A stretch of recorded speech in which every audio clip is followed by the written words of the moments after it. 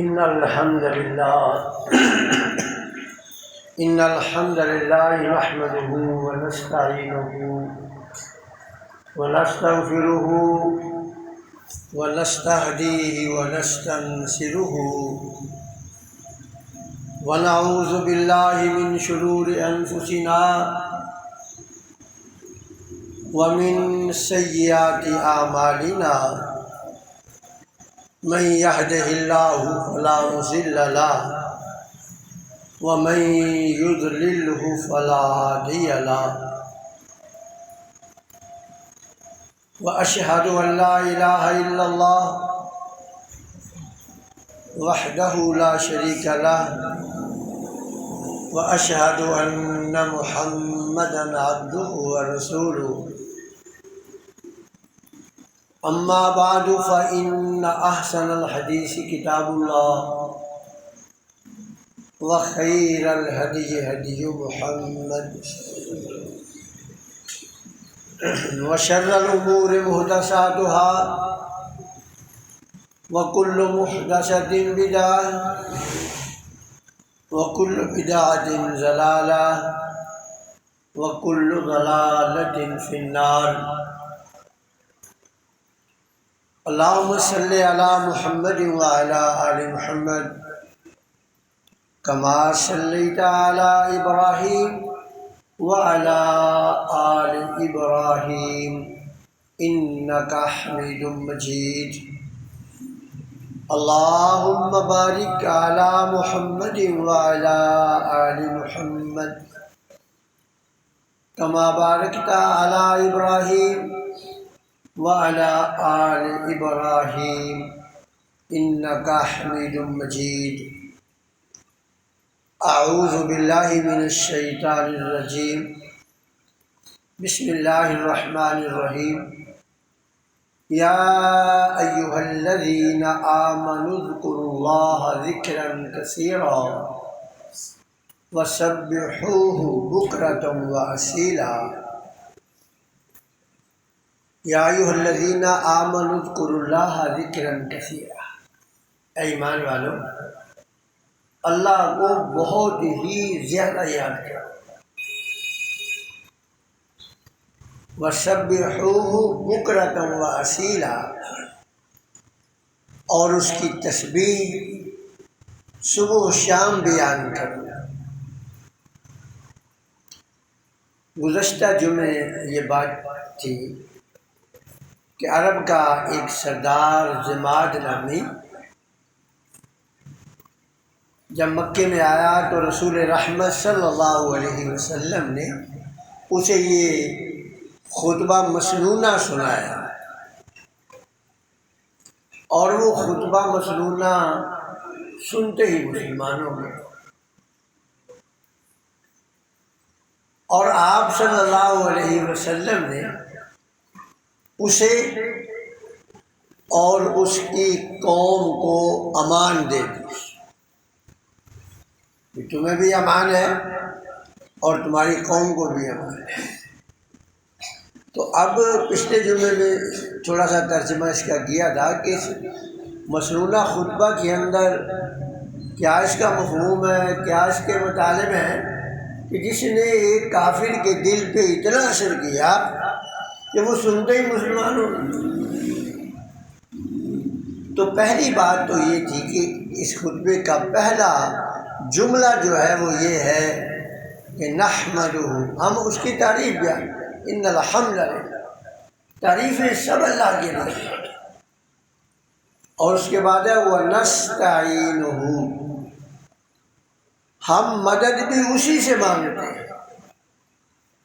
اب یہ دو باتیں ہیں، اللہ کی تعریف اور اللہ سے امداد کا مطالبہ، ہم اس سے مدد طلب کرتے ہیں، وَنَسْتَغْفِرُهُ، اور اسی سے استغفار کرتے ہیں۔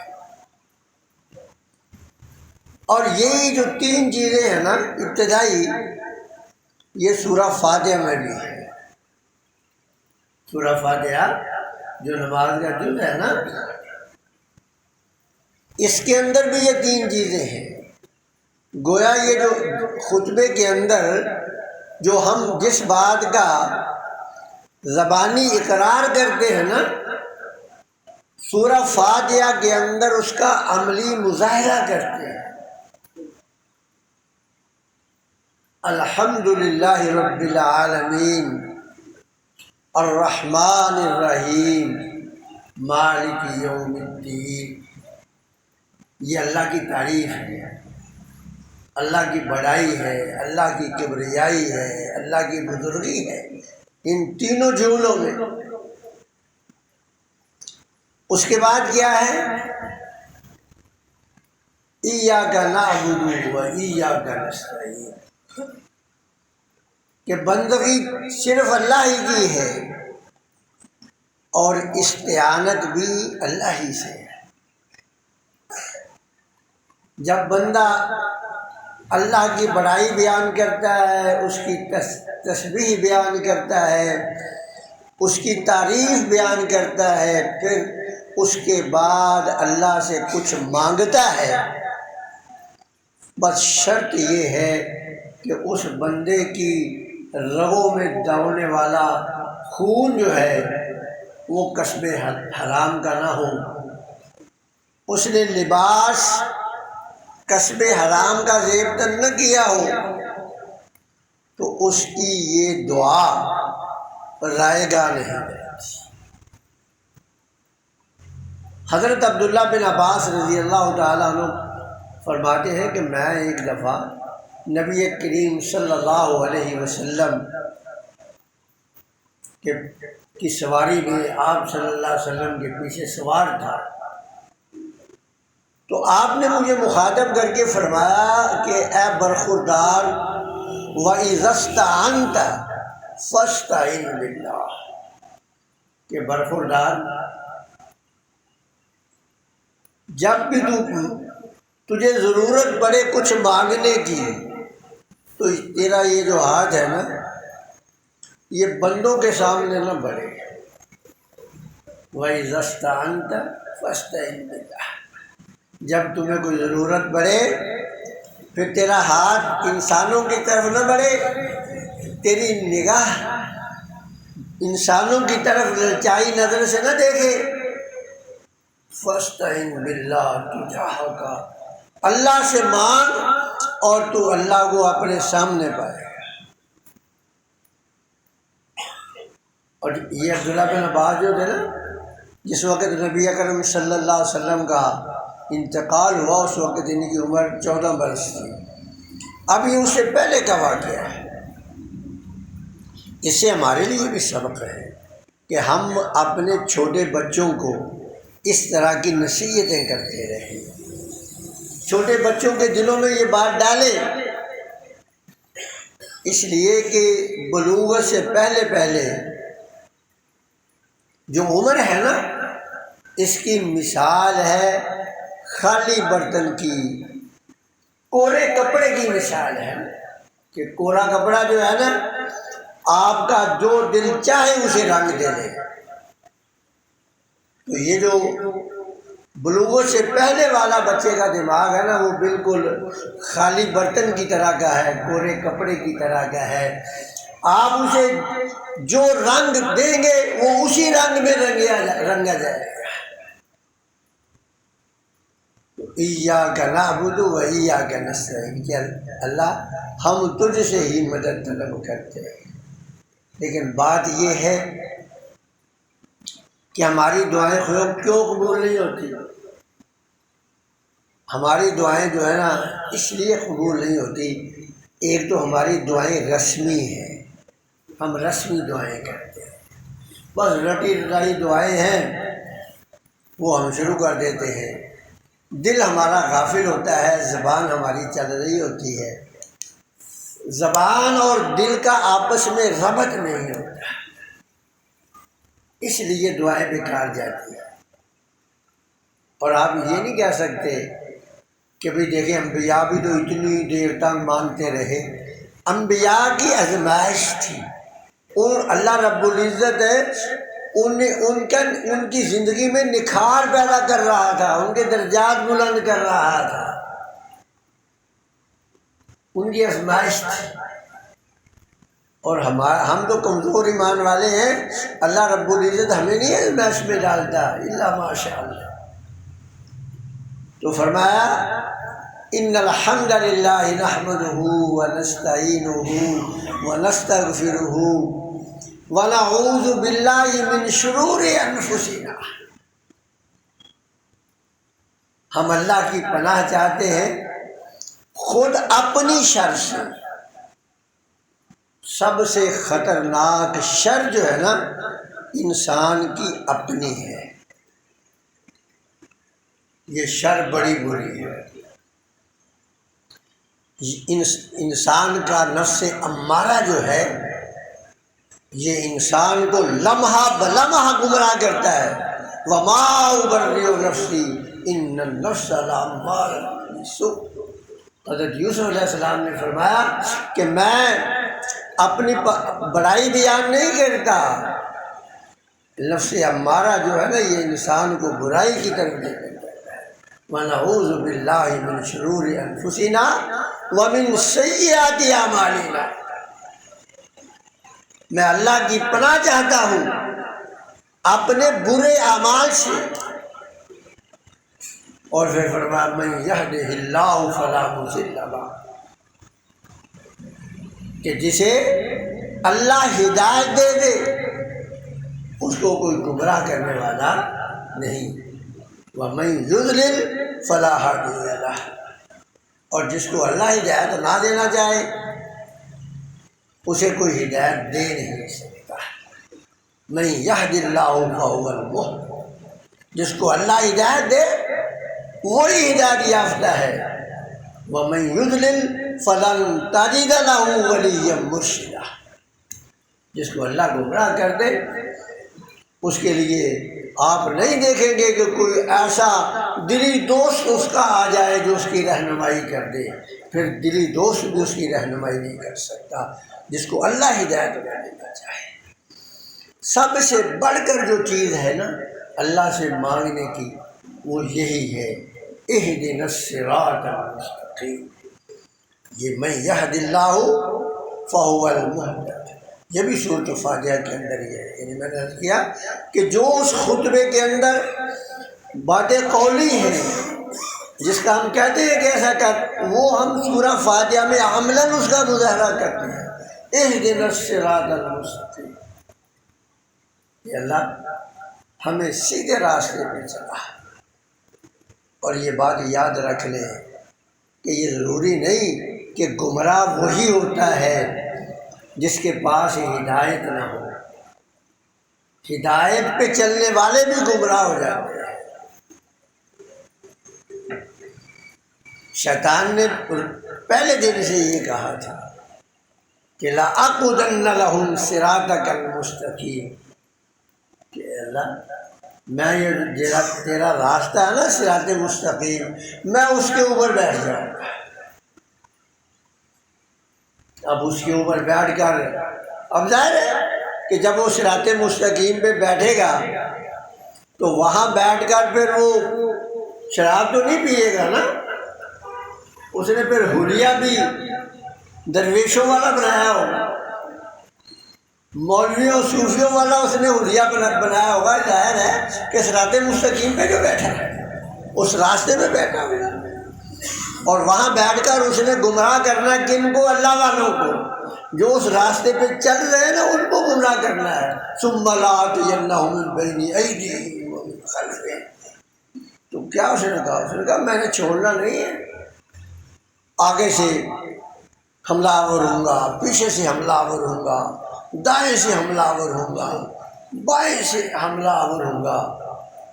اے اللہ تو ان انسانوں کی اکثریت کو صراط مستقیم پر چلتا ہوا نہیں پائے گا۔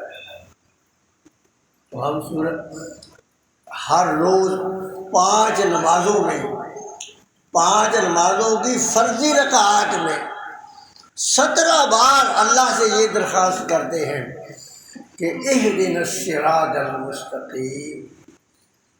اصل بات یہ ہے نا کہ ہمیں نماز کا ترجمہ تو آتا ہی نہیں، ہم نے سیکھا ہی نہیں ہے۔ تو میرے بھائیوں سیکھنے کی کوشش کریں۔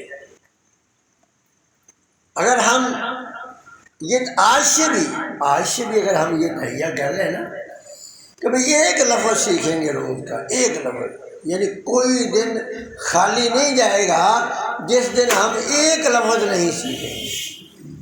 اگر ہم صرف ایک لفظ سیکھنا شروع کر دیں نا تو بہت جلدی نہ صرف نماز کا ترجمہ بلکہ قرآن کا ترجمہ بھی ہمیں آنا شروع ہو جائے گا۔ لیکن غفلت ہے نا۔ اب آپ یہ دیکھیں نا کہ چھوٹا بچہ وہ ایک ایک لفظ کر کے ہی سیکھتا ہے نا، اور دو تین سال کی عمر میں وہ بہترین اپنی مادری زبان بولنے لگ جاتا ہے۔ تو میرے بھائیوں اس کو سیکھنے کی کوشش کریں۔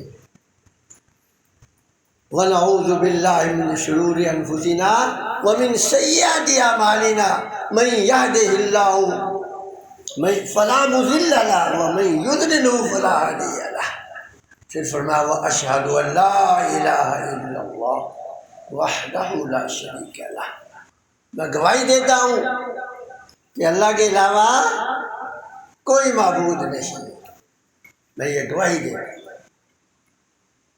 اور گواہی کا تعلق زبان سے نہیں ہے، یہ بات یاد رکھ لیں۔ جیسے میں نے آپ سے پہلے بات کی ہے نا کہ جب تک دل اور زبان ان دونوں میں ہم آہنگی نہیں ہوتی اس وقت تک انسان اپنے دعوے میں جھوٹا ہے۔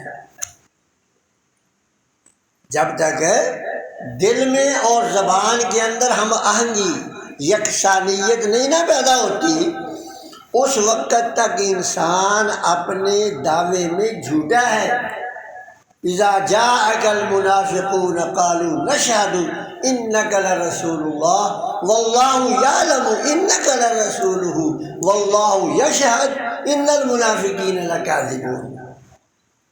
اللہ فرماتے کہ یہ منافق آتے ہیں آپ کے پاس آ کر کہتے ہیں کہ ہم گواہی دیتے ہیں کہ آپ اللہ کے رسول ہیں۔ آپ تو واقعی اللہ کے رسول ہیں، لیکن منافق جھوٹ بولتے ہیں۔ کیوں کہا ان کو جھوٹ بولتے ہیں؟ اس لیے کہ ان کے دل میں اور ان کی زبان میں یکسانیت نہیں تھی۔ تو اس لیے میرے بھائیوں کوشش کریں کہ دعائیں رسمی نہ مانگیں، دل سے مانگیں، دل کو حاضر کریں۔ جو زبان کہے دل اس پہ پیرا دے۔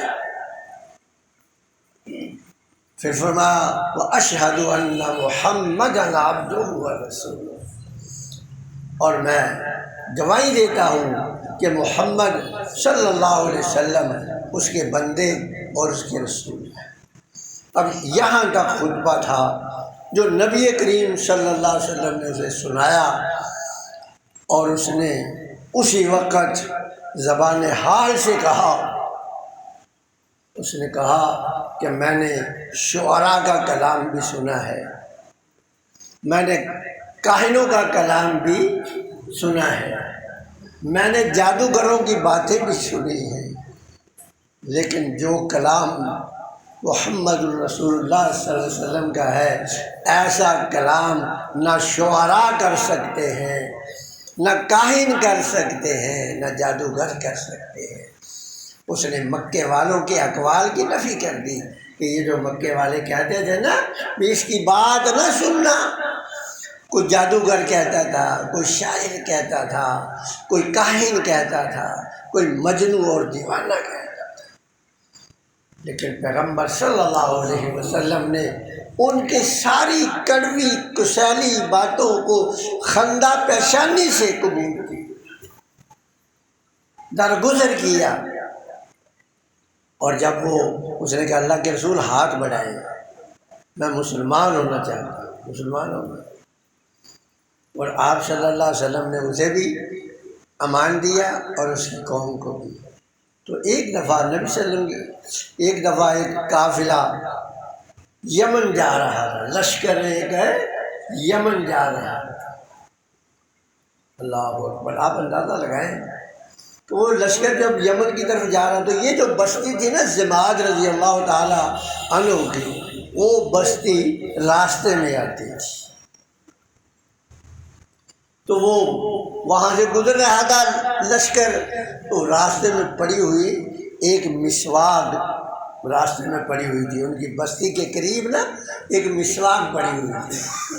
اب کسی لشکری نے، کسی سپاہی نے وہ مسواک اٹھا لیا، راستے میں پڑی ہوئی۔ تھوڑا سا آگے گئے، پڑاؤ ڈالا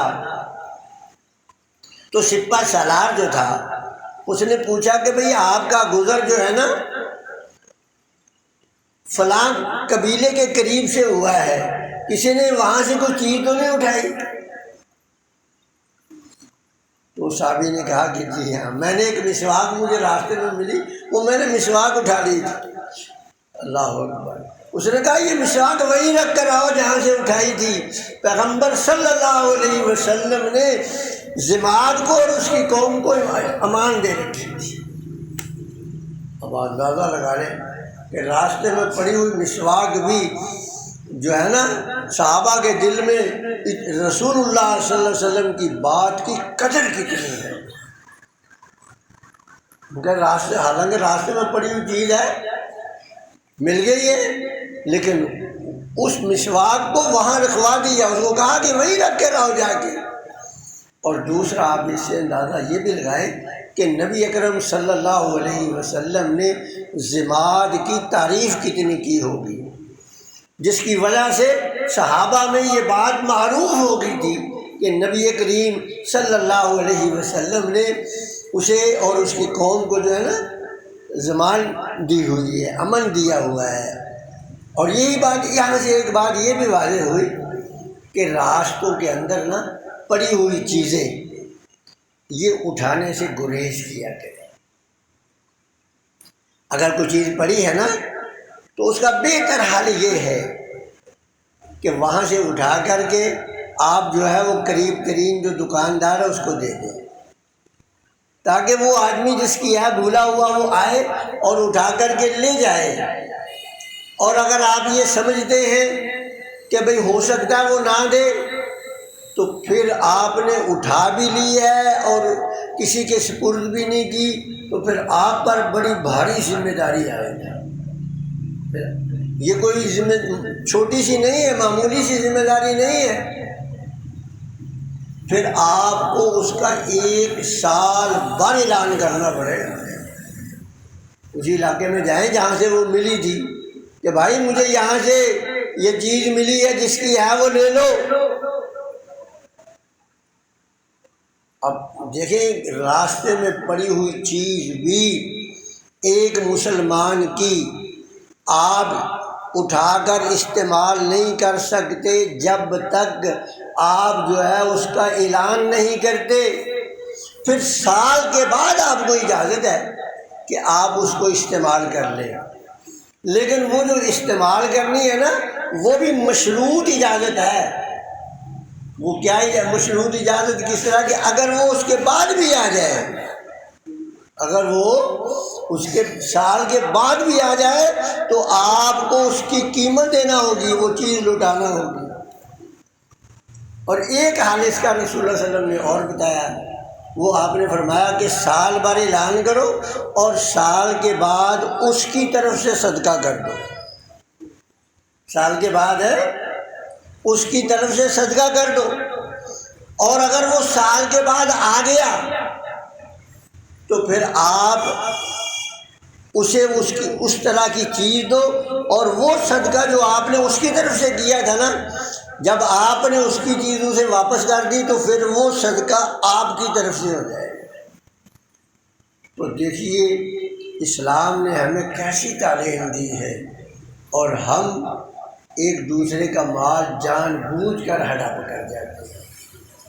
تو میرے بھائیوں، جب جان بوجھ کے ہڑپ کریں گے تو پھر دعائیں کتنی بھی لمبی میں مانگ لوں تو ساتھ ہی میرے ایک فرشتہ بھی کھڑا ہے، اللہ نہ کرے، اللہ نہ کرے مجھے ایسے لوگوں میں کرے، اور آپ کو بھی اللہ رب العزت ایسے لوگوں میں نہ کرے کہ دعا کرنے والا دعا کر رہا ہے اور فرشتہ کہتا ہے مطعمک حرام و مشربک حرام و ملبسک حرام انا یستجاب لک۔ فرشتہ کہتا تو ایسے لمبی لمبی دعائیں کر رہا ہے، تیری رگوں میں تیرا کھانا کسب حرام کا، تیرا پینا کسب حرام کا، تیرا پہننا کسب حرام کا، تو بھلا تیری دعا کیسے کروں گی؟ تو اس لیے میرے بھائیوں، اللہ سے دعا ہے کہ اللہ تعالیٰ مجھے بھی اور آپ کو بھی جو کچھ میں نے کہا آپ نے سنا، اللہ سے دعا ہے کہ اللہ تعالیٰ مجھے اس پر جو میں نے کہا عمل کرنے کی توفیق عطا فرمائے، اور آپ کو اس پر جو آپ نے سنا عمل کرنے کی توفیق عطا فرمائے۔ ما فی الدعوانا الحمدللہ۔